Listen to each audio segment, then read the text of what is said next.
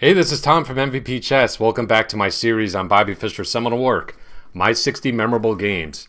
In this video, we'll be analyzing game number 24 that Fischer played versus Klaus Darga in West Berlin in 1960. You don't want to miss this slugfest in the French Winawer.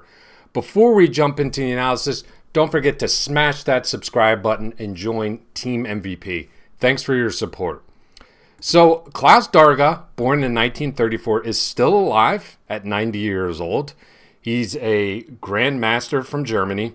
His best result came in 1967 in Winnipeg, when he finished tied for first with Danish Grandmaster Bent Larsen, whom he defeated, and ahead of none other than Boris Spassky and Paul Keres from the Soviet Union.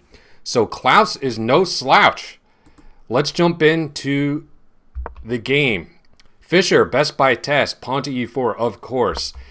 And Darga, just like in the previous game that we saw in the Olympiad versus Macau Tao, Darga opts for the French Winawer. And this opening did give Fischer some problems throughout his career. So, in the game versus Tao, we saw a sideline, bishop a5. In this game, Darga plays the main line, which is bishop takes c3. So, as you can see, Black has inflicted a structural weakness in White's queenside. However, White has compensation in the form of the two bishops. In particular, this bad boy on c1. This dark squared bishop can become a really, really potent piece. So, Darga continues with knight e7, anticipating Fischer playing queen g4 and targeting these kingside pawns, but Fischer pivots. In this game, he decides to play a little bit more positionally and goes with pawn to a4. Now, his idea is to bring this bishop to a3, where it will stand really, really well in the a3, f8 diagonal. So really just flaunting this unopposed dark square bishop that he has. Queen c7 from Darga, knight f3, and then b6. Okay, so this is an important moment in the game. The French defense is a very solid opening, but there's one huge downside to it. Well, really two. One is that you give White a lot of space in the Winawer, in the advanced variation. The other big downside of the French defense is this light squared bishop. It is a really, really bad piece. Very often, Black will need to go through contortions to try to activate this piece or to exchange it off. So, as early as move 8, Darga is attempting to solve the problem of this light squared bishop. He wants to play bishop a6, supported by this knight on b8, to trade off his bad bishop for Fischer's good bishop. So conversely, the light squared bishop for White in the French defense is an excellent piece. Very often it comes to the d3 square, where it stands very, very well and can very often be White's best minor piece. So Fischer, of course, senses this positional threat and takes measures against it. He plays bishop b5, check, great move. So in the game, we have bishop d7. If Darga were to block with either knight c6 or knight d7, you notice now Black no longer has sufficient control of the a6 square to play this idea. So whichever way Darga blocks the check, he's not going to be able to make this exchange that he so desperately desired. So he plays bishop d7 in the game, and Fischer, of course, backs the bishop up to d3. And after knight c6, Black has won a tempo, but this extra tempo is this pawn move b6. And you have to ask, well, how useful is this for Black really? And Fischer's argument, and I totally agree with him, is that it's not very useful. In fact, if this king ever castles to the queenside, which is a viable plan for Black in the Winawer, this pawn on b6 can be used as a hook for White to pry open the a file and launch an attack. Might be relevant later in the game. We shall see. So Fischer castles here. I love Fischer's game. Controls the center, rapidly develops his pieces, and castles his king. Excellent play. So Darga in this position plays pawn to c4, challenging this bishop.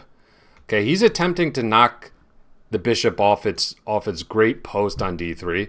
The downside of this move is that it does release the tension in the center. So Fischer's pawn chain is no longer under much pressure. You'll note that after castles in this position, Fischer would have a spectacular move, and this is a move you always have to be on the lookout for in the French defense, especially in the Winawer variation, especially in the advanced variation where there's a pawn on e5, which means there's no knight on f6 defending the king side. Fischer would have in this position, bishop takes h7, boom, the classic Greek gift sacrifice. And after king takes, black can go ahead and resign in this position. So that's really why Klaus played c4 on move 11. So Fischer backs the bishop up to e2, and then we see a thematic move by Klaus Darga in the French defense, and that is f6 from the black side. So Fischer's got this really nice pawn chain. He's got a great center, space advantage. Darga is looking to play f6 and start chipping away at that. Okay, chipping away at this center, and maybe also opening up the f-file for his rooks. So Darga is putting a lot of pressure in e5 here. So this is kind of a critical moment. Fischer decides to just keep the tension here and play bishop a3, activating his unopposed dark square bishop on an absolutely beautiful diagonal, just completely slicing through black's position. But it does cost him a pawn doing this, and Darga takes up the challenge. He captures on e5, but this allows Fischer to activate his pieces pretty quickly. He plays rook e1 in this position. Good move. So Fischer has a not so subtle threat of playing knight takes e5, where after queen takes e5, bishop h5 would win the queen with this discovered check. Notice the queen on d1 would be defending the bishop on h5, so queen takes h5 would not be possible by Darga. So Darga saw this, so he reinforced the knight on e5. Fischer exchanged, and with the king stuck in the center, with his pieces mobilized, especially this dark square bishop preventing Darga from castling to the king side, Fischer starts his attack, pawn to f4, and grabs the initiative. Really nice move by Fischer. In this position, the f-pawn, we really shouldn't think about it as the forget about it pawn. You know, we're taught that as beginners, moving your f-pawn can seriously weaken your king, and that is true. But in this position, the weakening of Fischer's dark squares is not a really big deal, mainly because Fischer has this unopposed dark squared bishop. He has good control over the c5 square, so black is not menacing queen c5 or anything like that, and this knight is going to be driven back. So really nice play by Fischer. And after knight c6, Fischer immediately targets this weakness on e6.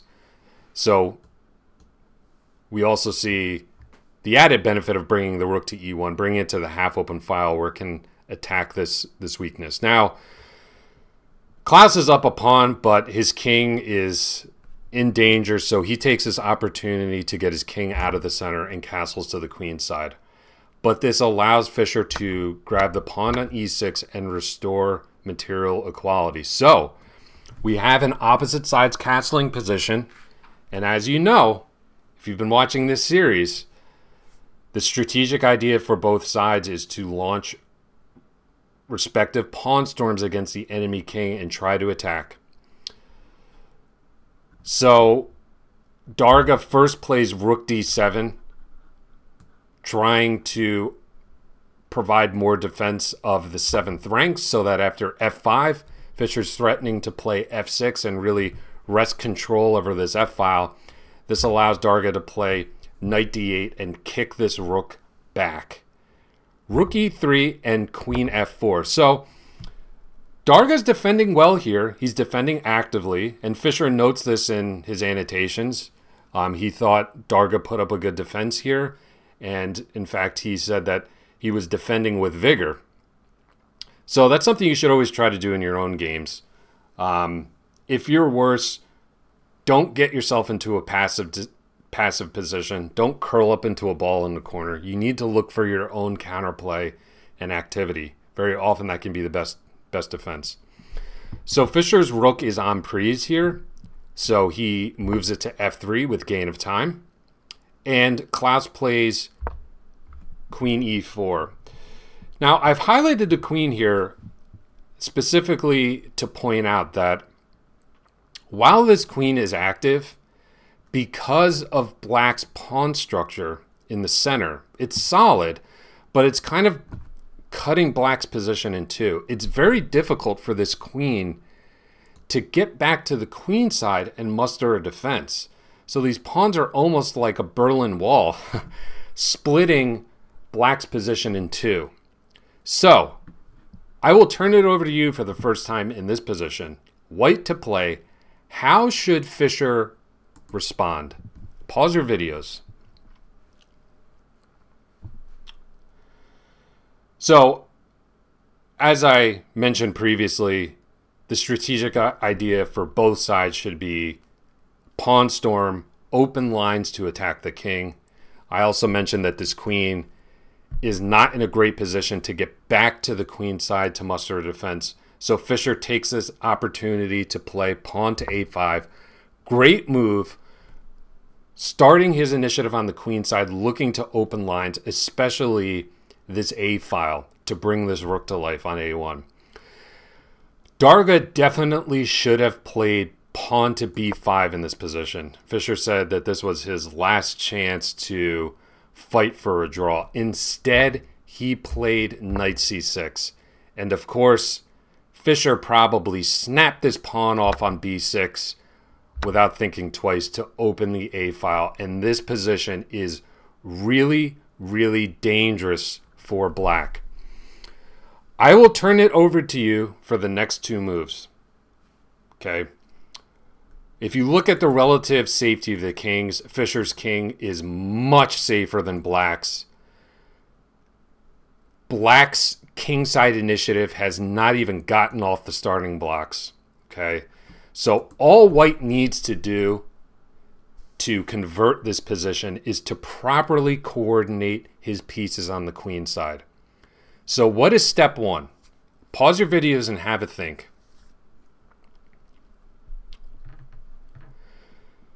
So, of course, we can't attack on the queen side without Her Majesty, the strongest piece on the board. So Fischer plays queen b1. Great move. Okay. Bringing the queen to the b file, getting her over to the queen side to participate in the attack. Notice how easily Fischer's queen can just sweep to the queen side. Darga's queen can't. She's blocked behind this Berlin Wall. It's very difficult to get back in defense. Darga would love to get her over to b7 to c7 as a nice defensive piece, but he can't. So the b pawn's under attack. Darga played a logical move, king c7 defending. And now I will turn it over to you. After this move, Fischer has a completely winning position. Remember, it's all about right now is coordinating our forces for a decisive breakthrough on the queen side. So have a think, what did Fischer play here? Pause your videos. We've been talking this whole game, ever since that capture on c3, about the latent power of this unopposed dark square bishop. Okay, earlier on in the game, it did a great job preventing Darga from castling to the king side, forcing the king to the queen side, which was a little bit more precarious. The bishop's done its duty on a3 and now needs to be rerouted to a more active diagonal. So congratulations if you found bishop c1. Boom! What an awesome move. Be sure to drop a comment if you found this. Great job. So Fischer's coordination is now pitch perfect. Okay, he's got the heavy pieces on the open and half open files, and this bishop is ready to come around to f4 and deliver a decisive check on f4. Darga gives a little spite check here on e1. Fischer blocks rook f1. Darga takes a pawn for his troubles, but as you can expect in this position, Fischer brings the bishop to f4 with a decisive effect. And after king b7, queen b5, Darga threw in the towel and resigned here. Very understandable.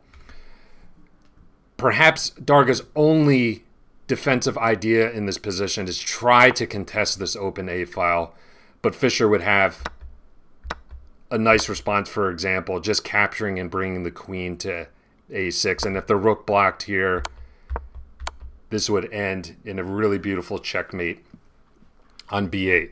So, wow. What a game by Fischer. Model play for white in the Winawer. This is a great game to analyze yourself if you're looking to improve your results against this opening. And this positional idea, a4 and bringing the bishop out to a3, is a key idea that you should definitely remember. So, really hope you enjoyed this analysis of game 24. Be sure, smash that subscribe button, join Team MVP. Really appreciate your support. And if you've missed any videos in the series, be sure to check out the complete playlist of my 60 memorable games. You're not going to want to miss any of the action. I'll see you next time.